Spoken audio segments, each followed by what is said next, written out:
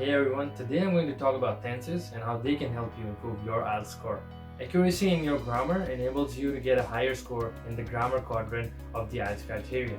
Now to understand, there are 12 tenses, and let's just talk about the timestamps. So you all know that there are 3 timestamps: past, present, future.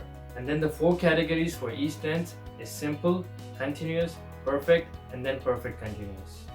In this video I will be talking about the present tense. So let's start with the present simple tense. In the present simple tense, you have a subject and then the verb in its first form.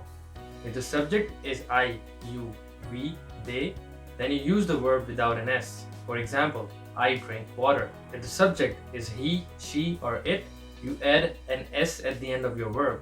For example, she drinks water. To ask a question or use it negatively, you can use does or does not, respectively. For example, does he study in our class? He does not know much about stock prices. Moving on to the next form, which is present continuous. In the present continuous form, you have the subject, the verb, ending with ing. But now when you will use I, you will use am. For example, I am playing guitar right now. If you use he, she, or it, you will use is. For example, he is going to the cinema. If you use you, we, or they, you will use are. For example, they are working on their assignment.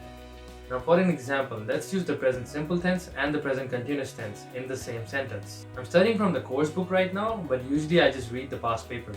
Moving on to the present perfect tense. In the present perfect tense, you have the subject, have or has, and then the verb ending with ed. Now if you were to use the subject I, you, we, they, then you would use have.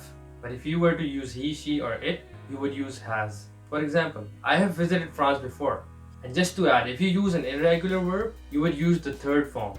For example, we have chosen the car best suited to our needs. Present perfect is often confused with past simple tense. Now the key to understand is the present perfect tense is talking about continuous or ongoing periods. The timeline is in the present. Moving on to the last form in the present tense, which is the present perfect continuous. Now the present perfect continuous constitutes of the subject, have or has been, and then a verb ending with ing. Now again, if you were to use I, you, we, they, then you would use have. And if you were to use he, she, or it, you would use has. For example, I have been waiting to see the dentist for about 2 hours now. He has been playing football since he was a kid. That's a wrap for the present tense. For the past and the future tense videos, I will leave a link in the description below. Thank you. See you in the next one.